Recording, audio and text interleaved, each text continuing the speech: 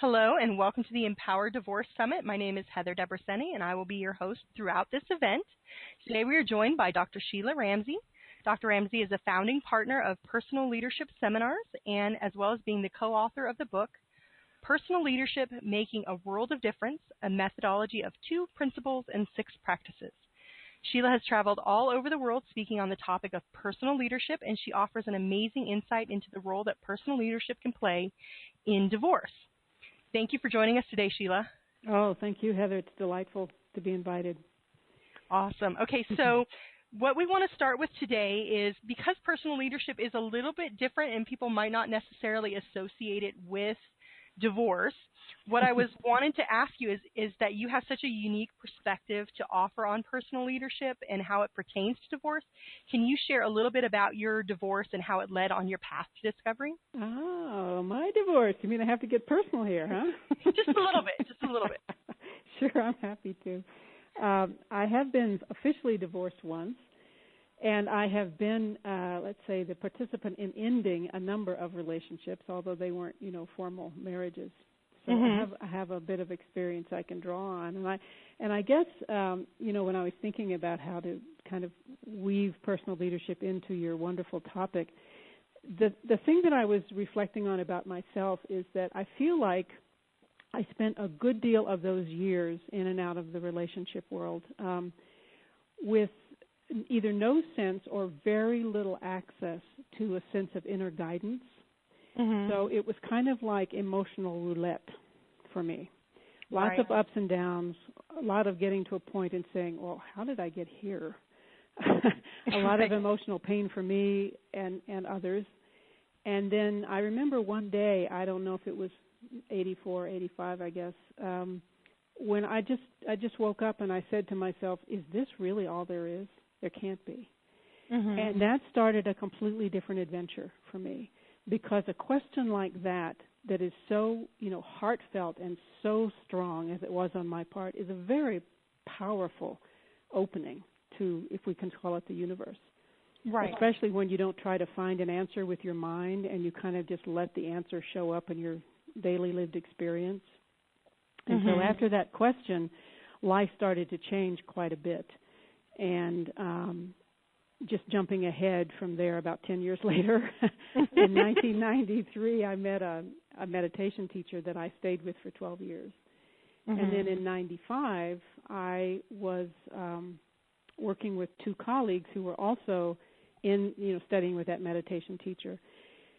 And we collectively asked ourselves another important question, which is what we're learning in meditation and how to be in our lives now related to this work that we're all doing together, which is how do people from different cultures live and work together? So what's the relationship there? And, 10 years later from that, in 2008, we published this book. So it started with, my gosh, emotional roulette, and now what personal leadership, and I realize the words are pretty generic, so we need to explain them just a little bit. But it's now been a while since we created this kind of process, and it's been shared with people on every continent on our beautiful planet, delivered in Spanish, English, French, and Japanese. Wow. And in all kinds of fields, global business to healthcare to team building and community development. So let me just ask you this then. Can you explain a little bit about what is personal leadership to us?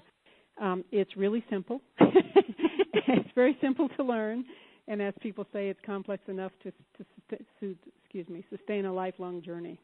And basically, if you just look at the title for a moment, it's got 2 real important parts to it. One is it's a way of thinking, or it's a worldview about leadership, and it's also about a practice. So it's a worldview about yourself and showing up for yourself, so you really can show up for others. And it's also about leadership. And then it's very practical, 2 principles and 6 practices in order to do this.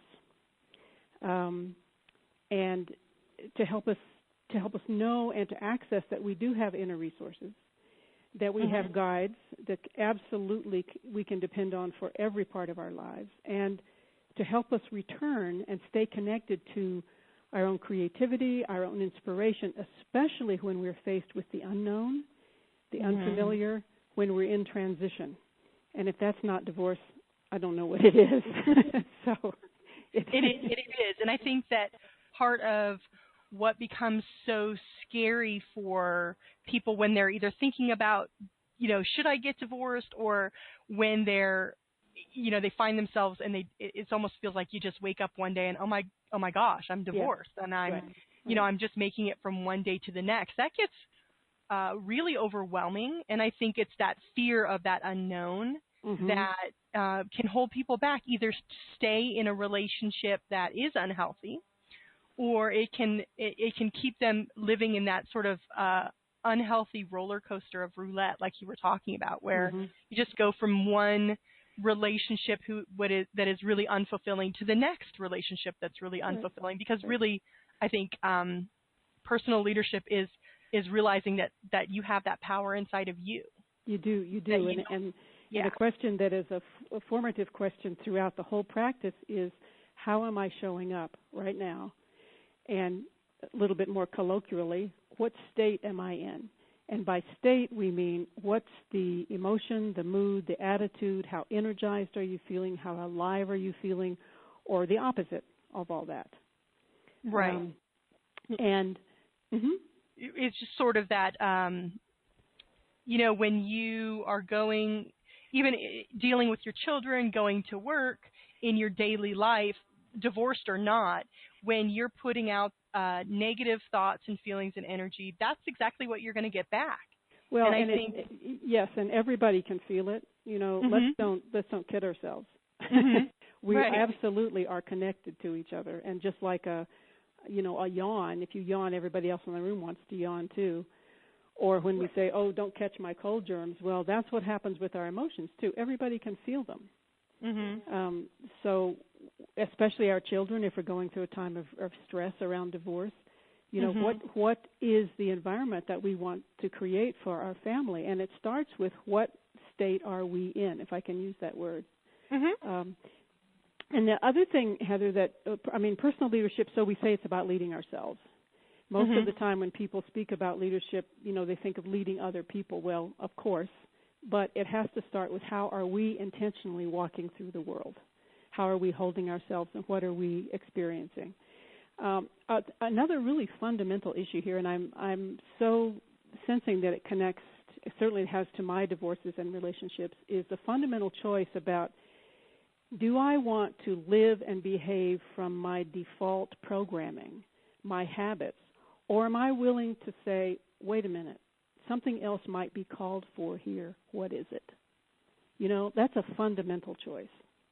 Yeah, it is, and I think we get stuck in living in that environment that we've created in a negative way, because it is familiar and we do know it, and we like to hold on to those things that provide that security for us that we do know, but we also have to really understand that as we move forward in our lives, that there is more out there for us.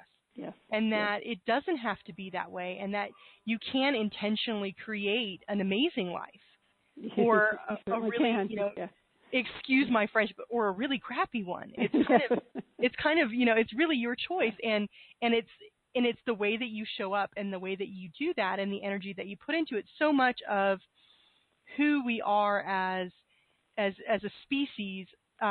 People think that most of our communication is done verbally, but it's really not. Our brain processes so much information at one time that we're not even aware of. Right. And if you can tap into saying, you know what, when I say to my kids, oh, don't worry, mommy's fine, everything's okay, what I'm doing is I'm creating a disconnect for them, because they realize that not everything's okay. Yeah, exactly. They do. And they realize that not everything's going perfectly. So it's more about not trying to focus on putting this happy smile on everything, and really focusing on, you know what, yeah, things are pretty crappy right now, but they could get better. And things are crappy, but mommy's okay.